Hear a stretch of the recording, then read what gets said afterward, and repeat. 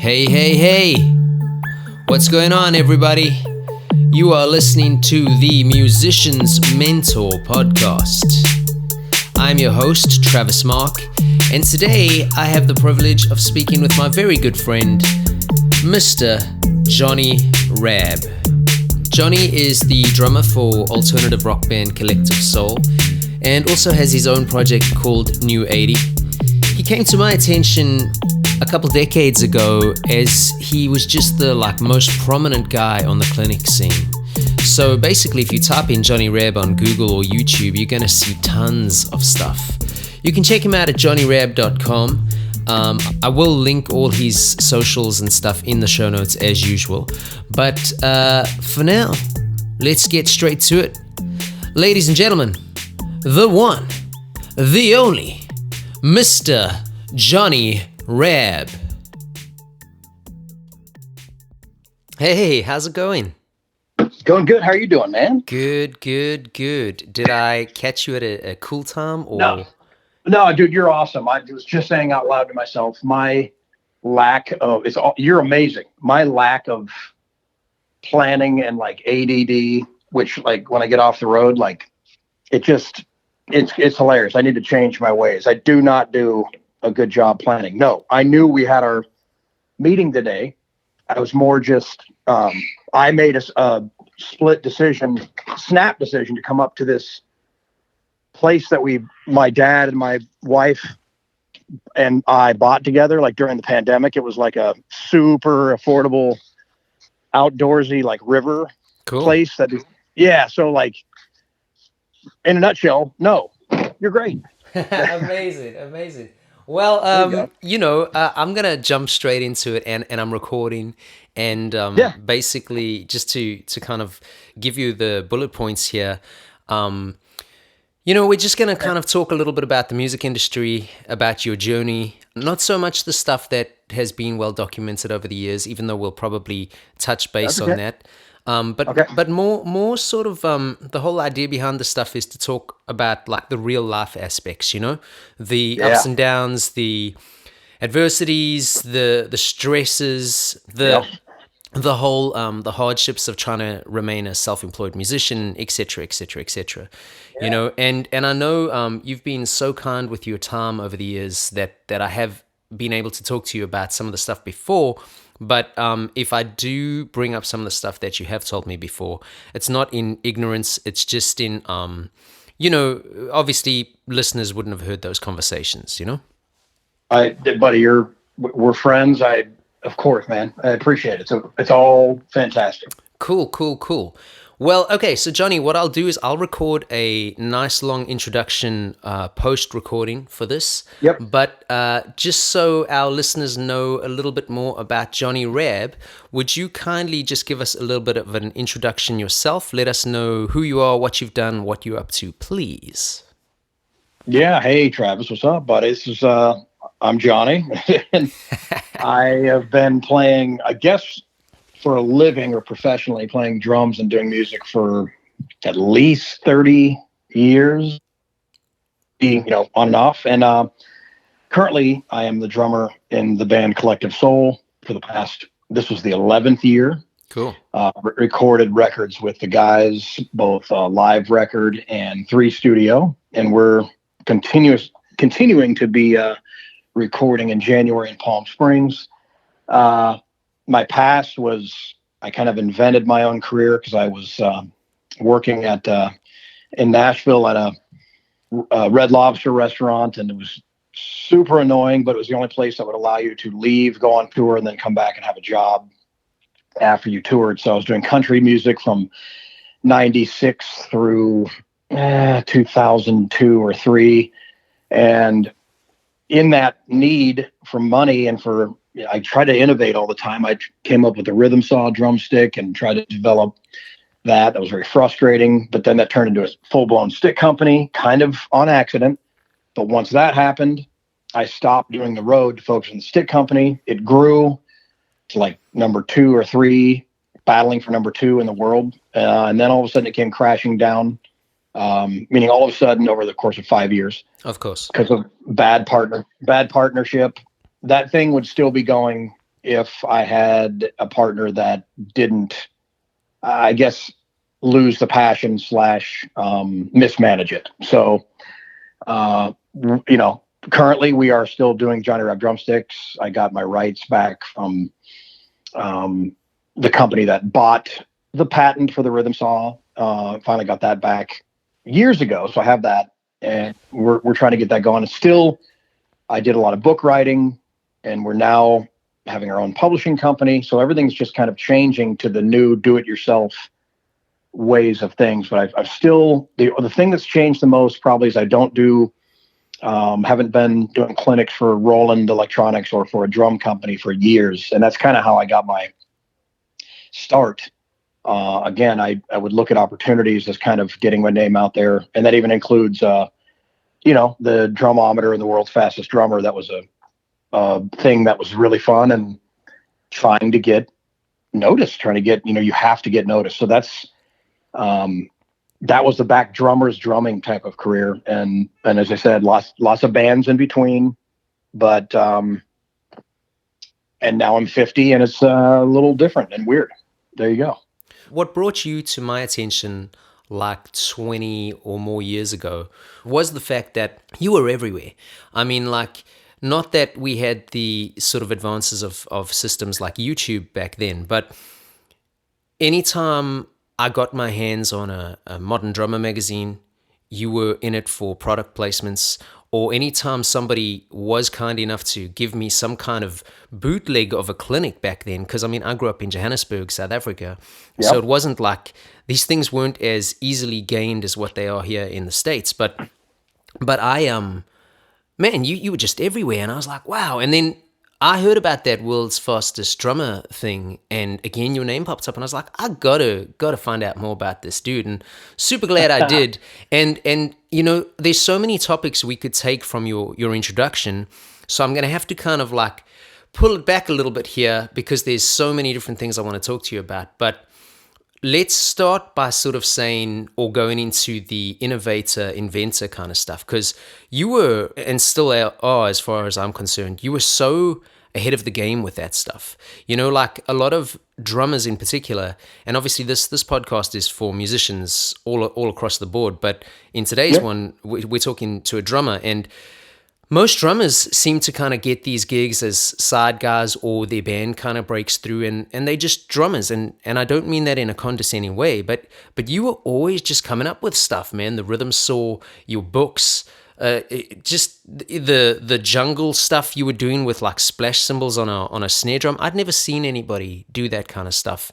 So my question here, rather than to go into why your mind maybe works like that, which, you know, you probably don't even know. It's just one of those things. We wired different ways as humans. But my question here for you and for our listeners to maybe get something out of is, how important do you think it is to try and sort of maybe push sort of those conclusion lines or those finish lines forward so that you're a little bit different, or to think a little bit out of the box so that maybe you are a little bit different to everybody else, especially nowadays with so many educational facilities, which are amazing. I'm not trying to condescend those at all, but what I notice is, you know, you get like 100 kids going in, and the ones that do last, more often than not, a lot of them come out playing very similar. Now, that's not to say they play the same, but very similar. And I've always thought you were very different, and I think that's amazing. And I would like to know how important you think that is. That's awesome, Travis. I appreciate it. I will tell you it's extremely important. I will also tell you that over the years, and I will stay positive here, but it's so important to me that it drives me nuts when I see people on Instagram, and it's even to my other friends that have invented stuff, just being ripped off. And it's okay to go, they would say, like, good artists, you know, do whatever, and great artists steal. It's like cool to steal an idea, but a lot of credit is not given. I think it's important, you know, to mention that you know, the Drumble idea will handle and pitch changing, and that's why I only have a handful of guys and gals that I have seen in this day and age that I'm like, whoa, only a handful, because every other one, I'm like, that is something that is, I was doing back in whatever, like you said, the Drumble thing. It does drive me a little bit batty to watch just people like pretend that it's a brand new thing, to put the, like you said, a splash on a snare, or the same beats, like the same drum and bass beats out of my book. Or I want people to learn, but I don't love the pretending that they came up with it. So I see there's a lot of folks that are posting things that are just like, look at this. I did this. And it's like the world goes, oh my God, that's amazing. You did that. And then I'm going, you didn't do that, but it doesn't matter that I'm the jerk because I'm the negative guy, So a lot of my close friends know that bugs me, but I'm trying to move forward. And almost a good friend of mine said, well, what are you doing with it now? What are you doing with the freehand technique now? Like, there's people that are doing it and using it and posting more than you post. And I used to get freaked out at them, being like, whoa, hold on a second. That's like exercise number, whatever, off page, whatever. And it's like, you're saying that this is brand new. So you can sense, and I'll leave it at that I have a little jadedness about the kind of ripoffs and the things. But I guess I'm happy that way back that it got, when I say invented, I was inspired by Kenwood to use the rim for sure. Cool. For the freehand, which is the one-handed roll thing. But I will say, I feel like I developed it to where it's controlled and any rhythm and all this stuff. So it's important, but it also bites you in the rear end, because if you were the first to do something and people see it, they're not exactly going to say that, oh, I got that from so-and-so. I don't understand who really truly invented double bass or double pedal. You know what I mean? Like, or concepts to do a 6 on the double bass. I do them all the time. I admit I can't go back and go, I got this from Steve Smith and I'm positive of it, or I got this from, but I'm proud that certain concepts that I've come up with have turned into like norm. But I'm also a little bit bummed out because I thought there would be a little bit more like fair play that came along with it. Like this, the freehand technique, I named it that on purpose so it would have a name, The Drumble, kind of came up with that and came up with ideas with that. So it would, hopefully people would be like, man, that's kind of cool. That's that thing Rabb does. Yeah. I know we're going all over the place, but here's how important innovation is to me. Me and Jesse, the guitar player, you met him, I think, Collective Soul. He was a drummer, and so we passed back and forth drum stuff, and he used to play our drumsticks and all that stuff. And quick story, there's only a few dudes on the internet right now that I'm like, holy crap, what on earth are you doing? And I've reached out to them and told them that. You are amazing, and it's like the gentleman from Spain, Estefano, that's not even his name probably, but like, you know what I mean? He's just ridiculous. And then there's a dude that's like, I don't know who he is at all. And Jesse was showing me it. And it's like, he's using microphones and stuff. Like, he's actually using the mic to sweep along the drum. He's got a guitar cable stretched across the drum. He's making a talk. The dude is like so innovative with his beats and stuff that it would be impossible for anyone else to do it without it. For me to be able to go, that is not from that guy.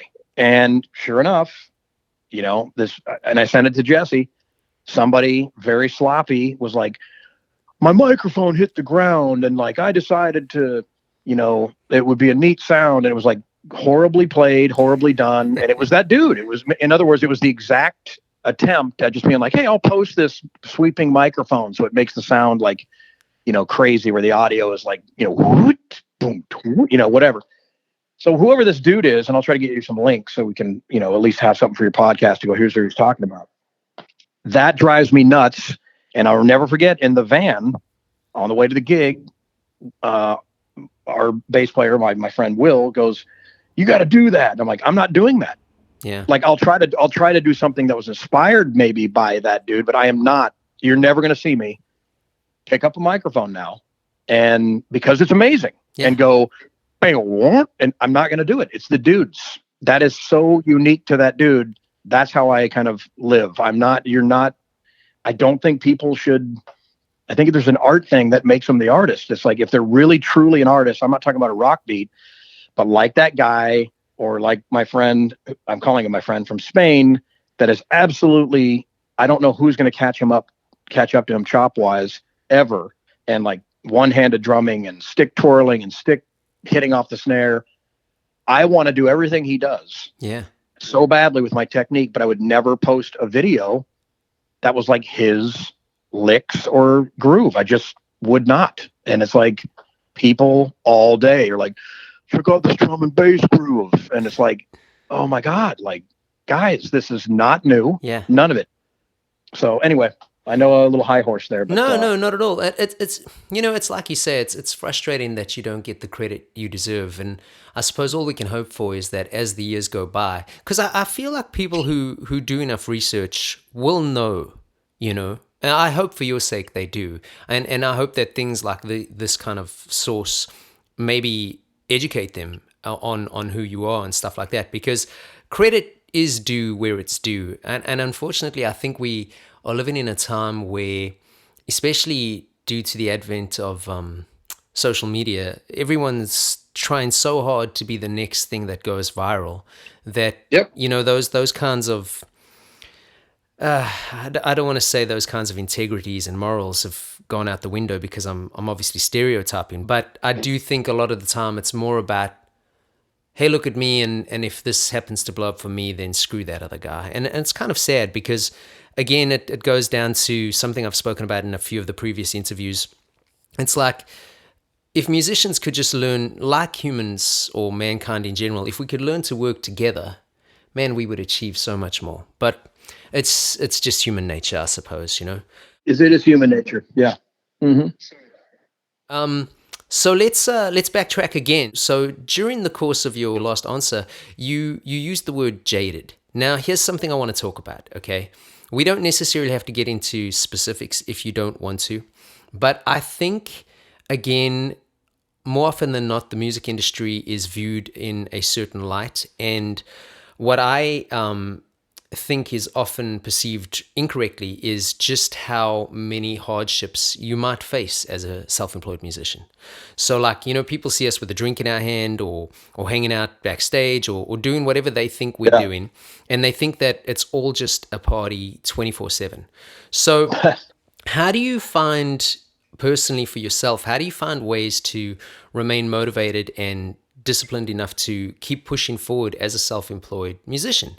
Because essentially that's what you are. I know that you're playing with Collective Soul and stuff now, but I don't mean this in a derogatory way, you're as much as you're a band member, you're a hired guy that throughout your career has been having to find ways to make money, correct? Yes, when I'm off the road, there's nothing happening, so it's up to me to make things happen, and that's almost the same thing we talked about working as a bartender and things and a server, and going, this is not what I want to do. So what money replaces that server thing? So the hardships and things like that. I mean, you and I hung out a month and a half ago. You saw how it goes. Tour bus, we all hung out. It was a rare. You, me, and Ed got to hang out. That was a rarity. Usually everyone's like, does their thing. You go on the bus overnight to the next city. You can choose to have a beer or two or not. Usually we do. We hang out, we laugh. But, I have a daughter, 2 daughters. And I say that because I have a stepdaughter and a daughter, but they're both my daughters. And then Bridget, my wife at home. Pets. As I said, my dad is nearby. I care about him. So like a lot of times right now, how do I keep myself moving forward was the question. I don't. I am doing projects on a home to make the home more fun for the family or for, nice. We're lucky, both my wife and I, that I have my career and she has a totally successful career with what she does. So we have a great lifestyle, and I have to remember that. So when it comes to drumming, I don't have that drive that I used to have.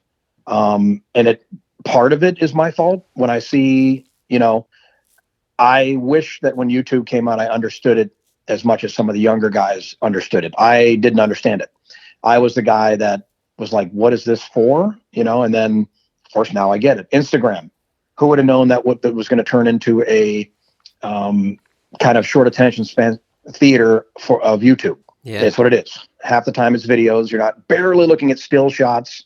If you are, it's like a roll of like 6, so, you got lessons on there. You could probably almost get a degree off of Instagram if somebody guided you through what to learn off there as a drummer. I mean, it's like, so I guess certain days I don't, Travis. Certain days I am bummed, but I try to turn that around and realize, hold on a second, you did this stuff in the past.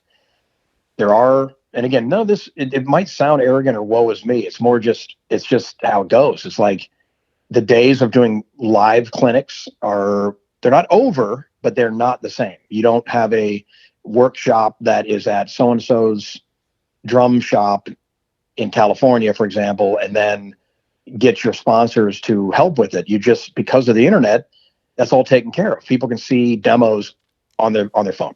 And let's face it, you used to have to buy VHS tapes and DVDs of your favorite drummer, period. Now I can see more of Neil Peart than I ever thought possible as a kid. And the sad part is I haven't seen it. Does that make sense? Like I'm, as a kid, if you would have fast forwarded and asked the 50-year-old me, like, dude, you can see endless interviews with Neil and like endless solos and outtakes and Rush and you haven't looked at it, you're an idiot. But the bottom line is I haven't. I'm so used to the tangible DVD purchase or Steve Smith VHS purchase or buy a paper book and go through pages and have it get wrinkled and have it get ruined and have to get a second or third copy. I'm not used to it. I'm not the old guy, but I embrace it. I love it, but I don't know how the generations do it right now, where it's like, they're just like, they can't even imagine working out of an actual book. Or they can't even, we're so flooded from the most amazing drummers to the most horrific. And that probably goes, that's not being rude. It's just anyone is allowed to paste it or post it, cut and paste and post it. And so sometimes that new lifestyle gets me in a funk and I don't have the drive. I'm like, why bother? But then sometimes I'm like, you know what? Maybe I should. I showed a friend of mine's musician some old Roland videos and he was kind of telling me, he's like, I didn't know you did this stuff. And I'm like, oh yeah. I'm like, yeah, this is, there's a sampler and here it is. And he's like, oh, because he was showing me some stuff somebody's doing with Ableton. And I was kind of like, dude, let me I get what you're talking about because here's what I used to do. Why don't you do that now? I'm like, I just so tired of, watching people rehash what I think I've already kind of looked at. And don't get me wrong. Remember I said, there are people that blow my mind that I can't even, there's millions of drummers I can't even touch. It's just out of frustration where I'm like, I work so hard. And it's kind of like, I don't want to say it gets denied, but it's like, I constantly say out loud, who the F cares? No one cares. And I'm not being negative. I'm just like, does anyone care if I post a freehand video? Because posting said video takes an hour. It does not take an hour. You can do one really quick in 15 minutes, but if you really want to do like the produce mics and, put it into Logic and then bounce it out and then sync it to your phone, hour tops or whatever. But I have plans for that. But I'm telling you, buddy, like you just said, I'll tell people, you have to have a life on the outside of whether you're full-time drummer or you're fun, hobby drummer, or you're like a gigging weekend drummer. You have to, in my opinion, I have to like go do something in the yard or look at, nature or sit around. I can't just, at the end of my life go like, dude, I'm so glad I posted like 9,000 videos in the freehand. Yeah. It's like, because already you nailed something earlier. My goal as a kid in my 20s was to do what you were just saying. I lucked out and it worked to get in print and get into videos and work for like Roland and early days like DW Clinician and Meinl, like big, early days of Meinl and like being able to be really part of their development of some of the Generation X series and stuff. And, but I'm going to be honest, some people don't know that stuff even existed. It's just what it is. If you don't stay relevant, you will be forgotten. Case in point, you and me would go back today together and look on like Drummer World we might have heard of like some of the like Chick Webb and all these guys, but we don't know. Most people don't know. I don't know all that dude did. I know he's amazing. I know he's amazing. Completely. And the print media thing in general, it's crazy, kind of what you were saying with like the having tangible stuff. It's very interesting because even myself, it's like I was always a follower of artists. If I found an artist or a musician or a band or something that I liked, it was like, I wanted to follow that career. I'd buy each album and I'd buy each live release and et cetera, et cetera, et cetera. And then again, with the internet, it's incredible because now, like you mentioned prior, you can pull up things that you've never ever seen. Like recently I pulled up this old Soundgarden footage that how they even filmed this. This is like sort of 88, 89, and you kind of go, how did anybody find this stuff? Like, and how did it get online? Like it's incredible. I often wonder, and I'm sure there are exceptions to the rule, but for the most part, if you look at how attention span seems to have gone with some of the social medias, there's moments where I'm like, man, imagine my progress had YouTube existed. Oh, I know. I know exactly what you're saying. But then on the other side of that, I look at some of the, and again, I'm stereotyping, so I don't mean to, but some of the up and coming musicians of a certain age demographic, and I look at how they do play or how they can't seem to sit in a pocket for a whole song or certain things that might seem negative. And I wonder to myself that maybe the distractions of all the information, maybe that's not such a good thing, because maybe it would have been the same for guys like you and I. Maybe if we could have pulled up 30 videos of a guy that we were into, maybe we wouldn't have learned the sort of stuff from just watching one video. I don't know. No, I love the deep ideas of topics like that. And the bottom line is, here comes like a Christmas time back in the day, and literally it was, what do you want? And the big gifts, literally, I remember this in high school, the big gifts, Steve Smith VHS and Rush, some live Rush video, you know what I mean? Like a VHS. And I would put in the physical VHS and watch the concert. Think about how many Rush concerts are online now from somebody's phone or bootleg, and they're not even considered bootlegs anymore unless there's like express bans saying you may not film and it's getting enforced. It's like, that was unheard of. Drum clinics, filming a drum clinic from the audience, totally not heard of. You would pay a ticket price and you have a paper ticket and walk in, and it was a huge deal to meet the drummer. It was like a massive deal. And Jerry Brown was my first one when I was like 12. Oh, and cool. I was like, oh yeah. And like, dude, I didn't understand who Jerry was. I didn't. As soon as I did, holy crap, through college, just like with Stanley Clarke and then Stevie Wonder, and, then becoming, reacquainted with him, be like, you were my first clinic. And he's like, oh my God. And he even got to the point where I texted him or something, and I said, hey, I just want to thank you for the years of the influence.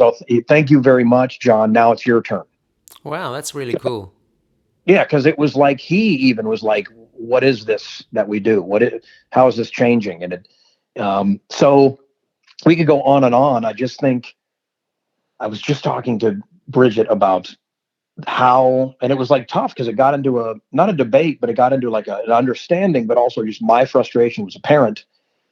And if you gave me a vote, I still, even though I love, and I'm guilty, I am so guilty of, if I hear something at a bar and I think it's amazing or some sort of groove, I'll do the, Shazam or the Siri and go, what is the song? So I too will admit, I love the power of like the instant, wave reading and like being like, whoa, this is Mojo and like this song and whatever. And I'm like, but what I don't love is, for example, that song I just mentioned, right? That band's been around for a long time. I did not contribute $1 to them. I play that song a lot, like as a single, and I'm like, dude, that guitar riff is amazing. It's very pre-Daft Punk, like just really cool, right? And I'm like, realizing, I'm like, you didn't buy the record. You rented it for like pennies on the dollar through iTunes or whatever you downloaded it through, or Apple Music. And I pay a certain subscription fee per month, but like there are full albums that I'm renting. I understand they might get a fraction, but like it used to be, like you just said, every Outfield record that came out, I was at Tower Records buying the record. They didn't have a website back then. Every Rush record on vinyl and on CD when those started coming out, I was literally contributing the $15.99. Sure, take out all the label fees, I get it. But Rush got something out of me and my parents, hurt them allowing me to go to Tower and actually shop for records. So, and I mean, case in point, Steve Smith, I didn't really care that he was in Journey till like way later. I was more infatuated with Vital Information. So he became my favorite drummer the way you're talking about. I'm like, holy crap, you can play like that? And then started looking at his fusions. I had no idea really that he was in Journey and wasn't a Journey fan at that time. So it was a true, like, even him and I've talked about it. I like own like his obscure jazz fusion stuff. He's like, you have that? I'm like, yeah, it's your best record in my opinion. It's my favorite. And it's one.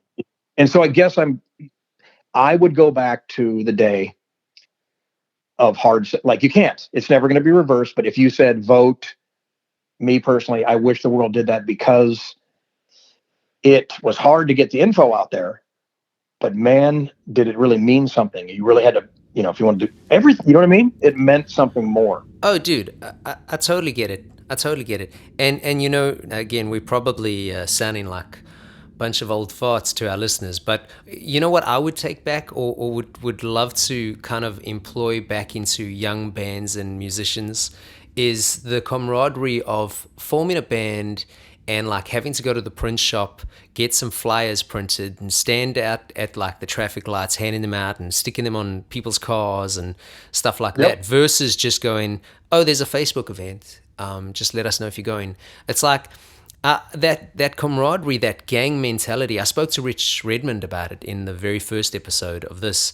Just that gang mentality, that dangerous element of we're in a freaking band and we're like a gang and we're going to take over. And even if it didn't take over, you just developed this brothership with like complete strangers that I don't know if that happens so much now. It might. I'm sure there's exceptions to every rule, but I think with the average musician sitting at home now, playing by themselves, creating content for social media versus trying to go, and again, it makes it sound like I'm saying that that's their choice. It's not necessarily just their choice. It's where the world is now, and plus we don't have nearly as many venues as we used to have. So there are sort of advances that have led us to this, but it's just, I taught as head of music at the Guildford College for a while, and I really felt for some of those kids, man, because you got these like kids aged 15 to 20, and they want to like be in bands, they want to be musicians, and like the idea of them probably not having to slug it out in a van, sleeping on bits of gear while they go from town to town to sort of pay their dues. And I don't mean that in like a really bad way, like that's what has to happen, but it's like I enjoyed those days, and I'm so grateful that I had them, even though at the time having like someone's bass amp as a pillow seemed uncomfortable and like a pain. I would never trade it. Like it was some of the best days of my life, Of course, the failed tours are important. Yeah, very much so. The failed bands, the cross-country trip from Nashville to LA to go to NAMM in a van with a trailer with drumsticks in the back and my band, and trying to go get signed and going to clubs in LA on the Strip. I mean, it was like totally, you think you're being Guns N' Roses or something. You think you're, and it's a interesting thing that you said, because I mean this and again, it's not talking crap. It's just being realistic. The thing that is nuts to me is I'm looking at some people going to music college, and I totally went. I went to Berkeley, and it's awesome. And I've seen some footage of some classes being taught, and the students sound amazing. And I literally, though, immediately have this heartfelt fear of like, what are you guys going to do after college? Because it's so different. And now, don't get me wrong, there's some amazing bands and artists that I'm like, whoa, you guys are so sick. And they are definitely younger bands. So it's not like I'm I just don't understand the model these days. It's not the same. And, it's okay. Like songs getting viral on TikTok, and then that makes them famous. So it's like, that's a different look than I'm used to. So, and believe me, even back in my 20s, I didn't understand how labels totally worked and how you got signed. I sort of did, but you really did make demo tapes and demo. You were lucky if you could afford to get CDs pressed. Now CDs are kind of like $1 a piece, or if less, 59 cents for, it's like, whoa. Yeah, and So most people don't buy them because most no, people stream their music off their phones now. that's right. The 80s by Nu80 band, the original music we just did on the, I'm laughing that it's available on, I'm not laughing in a bad way. It's like, I'm like, whoa, okay, we really are available on Spotify, iTunes. Your stuff is, it's like, it's my friend's stuff is. I'm like, oh, weird. And we have like 1,000 CDs for like shows. We sell them. And it's just a funny, I just don't have any expectations. And that's out of some ignorance on the new game. But, also, like you just said, back in my day, we used to, it's kind of sound like that. But I just try to be cool with it and learn. And as I said, I have a really young friend that's in my neighborhood that's an amazing artist, and I'm trying to help him get his stuff, quote unquote, signed or whatever. And he is so into all of it, TikTok to, everything you can imagine, and streaming and posting. And so it's fun to get with him, and we kind of like help each other. Like, I try to help him avoid certain things. He tries to be like, hey, dude, here's what you could do better on your Instagram. And, it's so I'm all for it. I'm just a dude that happened to grow up with radio, and you only heard the song on the radio and your local station. Then you went to go buy it if you liked it at the record store. That's how it was. So it's really fascinating that's come this far. It's crazy. Nuts. It's crazy. Mm-hmm. So okay, so let's kind of like pull it back to working and getting work and all that kind of stuff. So you obviously did the clinic thing for quite a while. You did the education thing for quite a while. You have the sticks. You still do, as well as a bunch of other things. But at some point, even though you're playing with a bunch of different people, at some point you get the Collective Soul gig. Now I've listened to numerous interviews with you on other podcasts, and I've read about you. And again, as mentioned earlier, I've been lucky enough to interview you a couple times. So I know pretty much how you got that gig. We're not going to go into that, but my sort of turnaround in relation to this is at a point, especially when you're a sideman, you almost need an in to get a gig. Some people call it the bro hookup. Some people call it having a connection. Some people call it networking. Whatever you want to call it, doesn't really matter. But my question to you would be, what advice do you have to up-and-comers or even guys who've been doing this for a while that maybe want to get into that sort of realm of work about trying to form connections or networking so that maybe, just maybe, they might get the opportunity to audition for a band that's already established? It's a pretty simple one. You live in New Orleans. I used to live in Nashville. I live in Indianapolis. I live in Indianapolis now because of the cost of living is awesome. We were able to, it's just very nice for the kids. It would not have been where nothing wrong with Indianapolis, but would have moved necessarily to try to tour or be in a, band. You're in a music town. Nashville's Music City. It's changed 100% from when I was there. I moved there in 96. But the bottom line is just legitimately getting out and trying to actually get connections. If you stay, you got to go and network. When I was, if you move to Nashville, you better start going and go call Drum Paradise, introduce yourself. Hey, can I come say hi?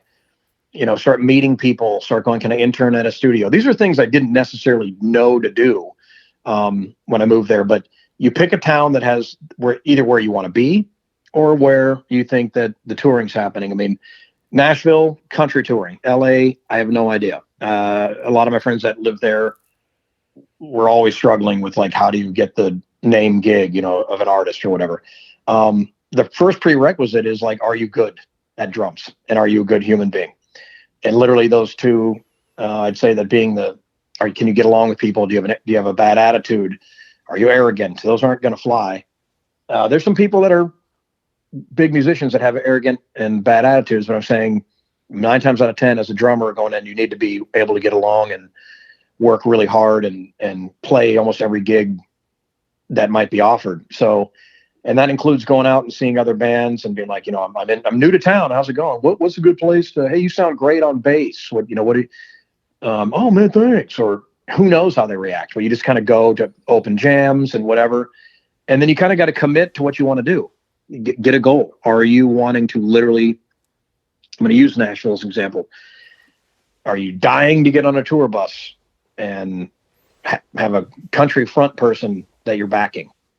That's what it's going to be. You're going to be backing an artist. Like that's how it works there. It's an artist and the management is like all about the artist. And then they usually have a band leader and then they hire the band. And like that band can change. Sometimes it gets solid and stays the same, but a lot of times it's fluctuating. And if something goes wrong, new drummer, new bass player, the band leader, I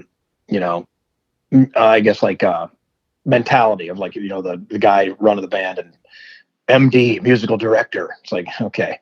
And I know it sounds like I'm blowing this off. I'm not. It's just more expectations, setting them in the right spots is one of the biggest things. What are the real expectations that can happen? I had my friend when I was in California, dude, move to Nashville. You'll have a gig within 2 weeks. And I was like, really? He's like, dude, really? Total bullshit. Not his fault. I went there. I didn't really start getting any work for 3 years. Like, yeah, 3 to 5 years, like where it was like steady.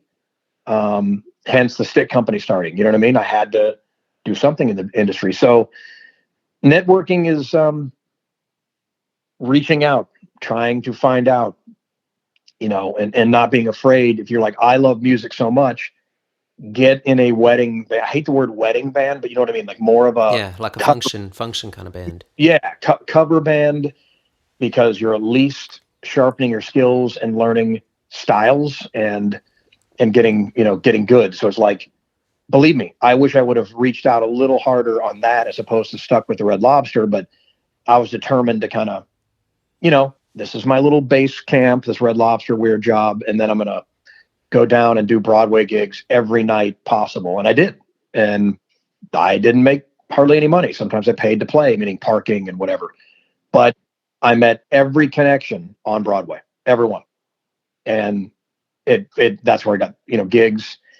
Broadway is a broad term. 3rd and Lindsley, literally that street, that was a club that was very popular with the Wooten brothers every Wednesday night. I did make connections there for like the Tanya Tucker band. So like doing funk stuff and you never know who you're going to see. The guitar player that got me the Tanya gig was playing bass that night. And he sounded great on bass, but he's like the leading Nashville's one of top guitar session players, Tom Bukovac. Even Jesse was like, what? I'm like, yeah. So I was in a battle of the bands and Tom was playing bass for one of the band's original bands. Like, dude, I don't play bass. I just saw you drum. Would you be interested in Tanya Tucker gig? I said, yeah, I would. He's like, all right, let me call. And it wasn't this simple. Let me call Brian, the band leader, and then see what happens. And it was like literally kind of a no rehearsal, come sub it. And then I did. And for like the next 4 years was on and off with Tanya. And it was, that was a real gig. And like I said, Tom sounded great on bass, but I know what he meant. He meant I'm literally the shredding guitar player in the studio, like literally first call session guy. And he was just being like, look, I'm not really a bass player. I'm just having fun tonight. But so you never know who is watching or who is, you did have that kind of thing, people come up and see you and things like that. I will tell you that I've never in my life got a gig from an audition. I went to them. I went to a couple and they were rare. You did not hear about them. I mean, I had my stick company office in Soundcheck, meaning the big facility that's one of the biggest of the two, SAR and Soundcheck in Nashville. My stick office was right there. I was less than 50 yards, sometimes 25 yards away from bands rehearsing, like huge bands. And I'd see my friends walking by. I'm like, where are you going? Oh, dude, so-and-so's got an audition today. I'm like, oh, amazing. Like, you know what I mean? You're just like, I am right here. Had no idea. How'd you hear about it? Oh, so I don't know. the cattle call type things, I never got the audition. In fact, you just said it, bro connections or people there to know. I was recommended for a gig by another drummer that was quitting the gig, leaving the gig. And he's like, dude, here's the bro connection, basically. Johnny should take this gig. And the band leader's like, okay, cool. And Joel, my friend Joel's like, yeah, you should be good, dude. Like, I've recommended you. I'm taking off. You can take my place. I'm like, oh, man. So I thought, here comes a decent, real tour. And going for the audition, there was a little bar of like 5/4 that was really weird in the song, really weird. But I mean, I had everything, dude. I had like the little 10-inch snare for the loop part of the song. It went really well. But then the dude before me slayed it, and I was like, okay, I'm not getting this, and I was okay with it. And then I made the little error on the 5/4 bar, which normally wouldn't have happened. I was just kind of nervous. Yeah, of course. And I was kind of noticing the bass player, who was the band leader, just kind of not giving a shit that I was even playing. He'd made his mind up. Well, get ready. I was like, yeah, that dude before me is awesome. And I knew the guy. I'm like, good job. Like, I'm like, dude, I think you got that. That was awesome. And I went home, and the band leader called. He's like, hey, we ended up going with somebody else. I just want to give you a courtesy call. I'm like, oh, man, was it the guy before me? And he's like, oh, no, it's a friend of mine. Yeah, that's just the way it goes, huh? And now keep in mind, recommended for the gig, then visibly and audibly beaten out by the dude before me. Like, I would have chosen not me. And then I get the call and have enough, balls to go, hey, was it the dude before me? He was so awesome. And the funny part was, for real, when he goes, no, it was a friend of mine. I went, really? I'm like, that dude before me killed it. Yeah, well, I already had a buddy of mine. And I'm like, why did you even have auditions, dude? Yeah, almost like just part of the parcel, has to do it for a business kind of thing. Yeah, that's very interesting. I've also personally never gotten a gig from an audition. I mean, I have auditioned and I've gotten moderate gigs from auditions. I don't mean like in that sort of scope, but like with the bigger artists, I've done a few of those auditions and even had it said to me from MDs that like, oh wow, yeah, you were the top guy today, we'll give you a call, and just never gotten that call. Or things like that. And it's an interesting one because, again, how you handle that can be quite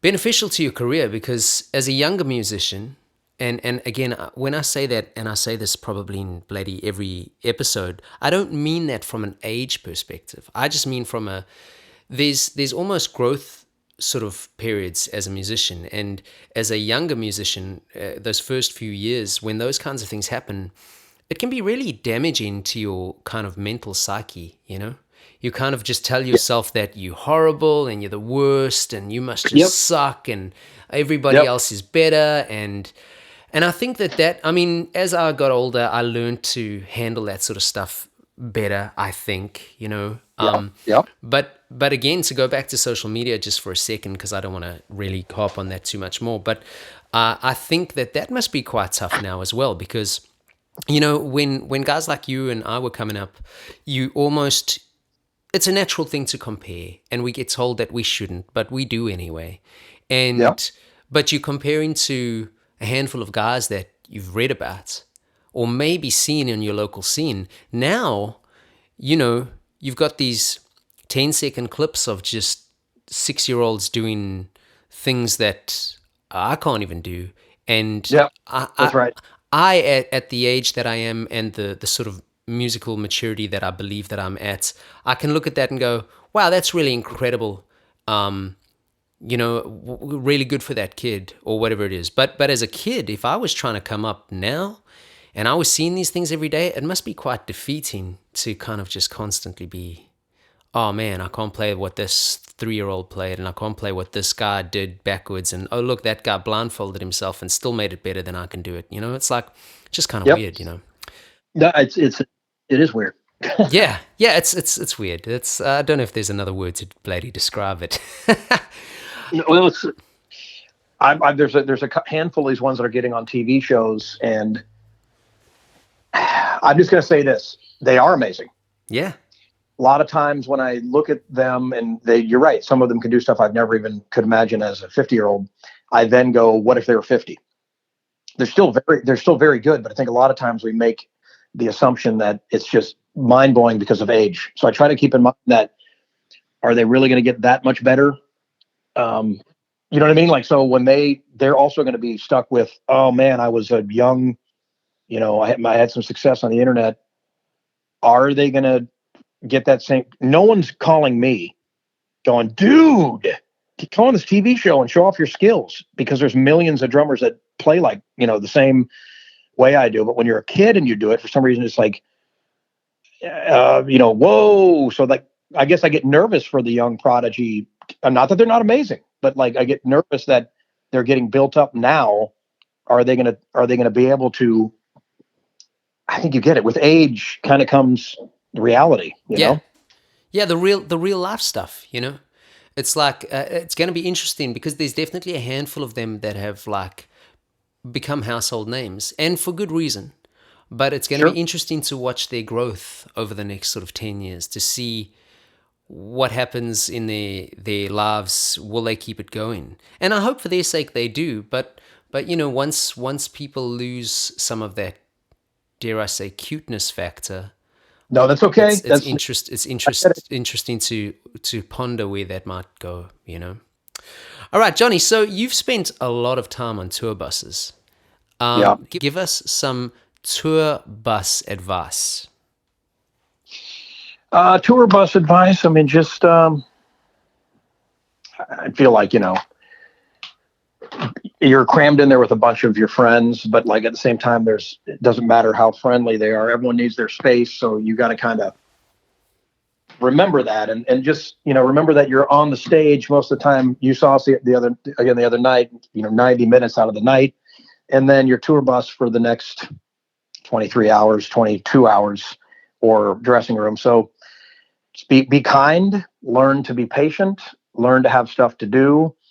I love sleeping, which is not amazing because I do waste a lot of time. But so like a lot of times I'll take breaks during the day just to kind of recharge or whatever. And it's important, but you get it. It's like, think of stuff you could be doing that would help you when you're off the road. That's the other thing. If you really do get like a real tour, or when you do, be thinking of, can you do stuff in Logic? Can you be editing videos? Can you, whatever your site, can you make phone calls? And just, I'd say just watch yourself. In other words, you don't want to get into like, cool, I'm going to drink my face off, or I'm going to do a bunch of drugs. Or it's like, I just don't, it's available, not the drugs, more just like, you can have a beer or whatever, but just like be pro. It is a job. People forget that it is a job. And, it's okay to have some time after gig to whatever, but like, remember you're touring for quite a while. So you're expected to be sharp, so, let stuff roll off too, like roll off your back. That's important. You know what I mean? Like if somebody makes a joke and you're like, that hurt my feelings. It's like, you kind of got to know to, not take it so personally, or even if it was personal, just kind of go, okay, that's okay. That sucked. That didn't feel good.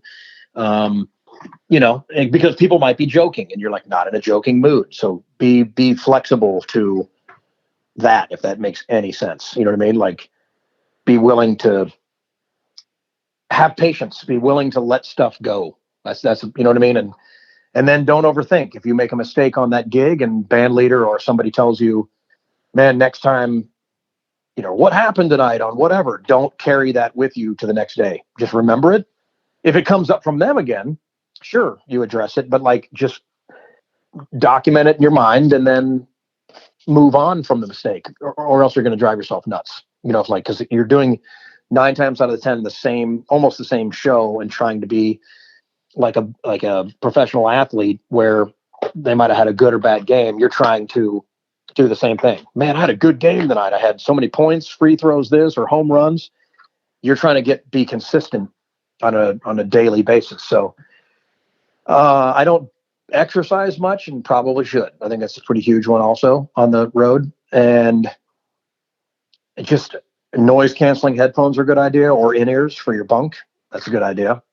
And keep in mind, you have a lot of downtime, so you can learn new things. You can even, I haven't done this, but I think the idea would be good. Like if you're into Ableton or you're into some recording, you can literally watch tutorials on the bus and like get better. It could even be drum videos, whatever you feel like getting into, you can do. And the magic of the internet now, we have freedom to actually continue lives where it's not just, you know what I mean? So that's my thought on the bus a little bit. And, on the other side of that, what do you think the hardest part of being on the road has been for you? Downtime. Like just, and you'd think that it would equal so much productivity. Something happens to me where you show up at a venue, and because there's your obligation for the day is the show that night, and your income is coming from that tour, I find myself not being as productive, I thought I would be, like whether it's organizing my book writing stuff, or like I said, tutorials, or I'm going to edit up some songs I've been doing, or loops or whatever. It just seems you need to really have that planned out, or it doesn't happen, because no one is there going, dude, did you get those loops done? Or, hey, how's it going with, organizing your books into chapters or making the table of contents? You just kind of, you know what I mean? Like the goals can like, oh, I'll get to it. We have time. We have a long tour. Well, next thing you know, the tour's over. Yeah. Well, I mean, it does make sense, I mean, you're traveling so much, you're away from familiarity, you are having to perform at night, you're sleeping all weird hours of the day. It's bound to happen, Yeah. It's I mean, you kind of saw me. It's like that one day in New Orleans, went and caught up with folks on the phone in that Louis Armstrong Park thing, whatever. And then got to hang with you and had great chats. But that day was, maybe I had a coffee I made in the bus. But we joke around a lot. I mean, we're like best friends out there, but just, you said some of the hardships or some of the, what's it like? We all do our thing. I try to be careful and try to be, as I said, watch myself. I don't want to ever, just, you know what I mean? I just watch myself. I make sure that I don't have too many drinks, or don't, I don't want to run into problems just out of boredom, Of course. Okay, so listen, I want to try and be diligent and respectful of your time. So I know we're coming up for like an hour. I'm going to ask you one more question, and it's a bit of a loaded one. I ask everybody. Just quite interesting to always see the different things, But basically, Johnny, what would you say has been the best advice you've ever received in regards to your career? Now, that can be whether it's been in Collective Soul, it can be Nu80, it can be the clinic thing, the education, it can be all of it.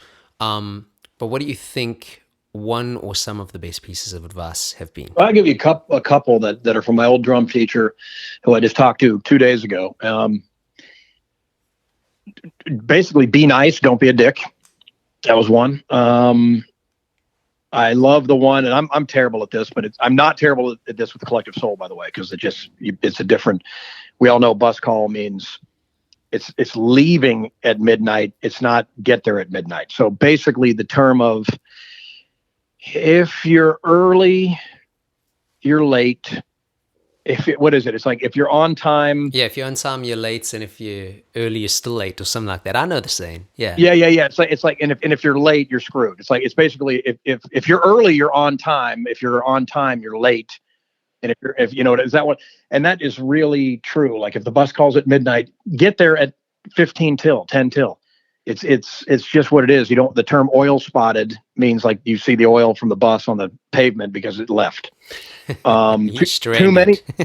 Yeah. And not only stranded, too many of one of those could mean a plane flight home or a bus ride home. Like you're done. One of those. It is true. The whole, you're fired, like on the bigger gigs, you know what I mean? Like there's mistake one could equal send them home. It's weird that happens, but it's true. So that advice, I also think like, somebody was telling me like, no shorts on stage. I love that. Unless you're like in a punk band and like your shirts are off and you're like really that, you're into that. Like that's really part of your look. But it's like on like a gig, like 9 times out of 10, I see these like cover bands and like these Rigs of Dad. I don't know if you follow Rigs of Dad on Instagram, but it's like basically, unfortunately, the dudes on the weekend that have their Flying V guitars and they're like totally in their like white sneakers and like terrible jeans and like they're like dads, like being like, I'm playing a metal band this weekend. I think, even in Collective Soul, I learned it's like I don't wear jeans, like blue jeans on stage. It's just do something different, at least for performance, that doesn't look like you just came out of working in your yard, or you know what I mean? It's like I was guilty as hell. I'm like, who cares? Why? Like, just wear what you want. It's like, oh no, it really does matter. Like, and then what time's the gig? How much is it? Am I getting paid? And then what should I wear? Those 3 things were the kind of from my drum teacher. Like, how many rehearsals are there is a big question. Are they paid rehearsals? Are they free? And it's really difficult to kind of put your foot down and then decide if you really want to do it or not. Is it all monetary? Is it for fun? If it's for fun, then you just go do it. Whatever you make, or you might even pay for parking. You're like, I love this band. I'm just going to go do this. I love playing it. So, and as drummers, it's really hard to stand up for we're worth money, or, I need bing bong amount of money for a show, or to say, no, I'm not doing the tour because it absolutely makes no sense monetarily, like none. So, but yeah, lots of it. That the be nice one is the biggest, like the be. It's massive. It's massive. Yeah. And it's such a simple piece of advice. You're not the first to actually say it, but it is interesting talking to musicians for as long as I've been a musician now. It is interesting how some people just don't bring that attribute to their workplace. It's very bizarre. Yeah, a lot of people misunderstand me and think you're too nice. You're too nice. Why don't you get mad? Why don't you? It's like no. I'll take some of the heat. I'll take some of the. Why do you say sorry all the time? Well, because I'm trying to keep. So I was brought up not to say sorry necessarily, but brought up to I'm going to try my best to make others happy, sometimes at my own expense, unfortunately, but I'm learning to work with that. But I'd rather that than be the guy that's like, man, that dude's a dick and I can't stand working with him. Oh yeah, totally. So, I couldn't agree more. All right. Well, Johnny, thank you, man. That was absolutely incredible. Thank you for your time. Thank you for your knowledge and your wisdom that you were willing to impart. And let's talk again sometime, dude. Buddy, thank you, Travis. You're the best. And thanks for having me on here. Awesome. Sweet. I would like to thank Johnny for his time. I would like to thank, as usual, each and every one of you who listened to this for your time. If you are getting something from this, please leave us a rating or a review on your chosen streaming platform. You can also find out more about the Musician's Mentor at musicians-mentor.com. I'm your host, Travis Mark. You can find out more about me at travismark.com.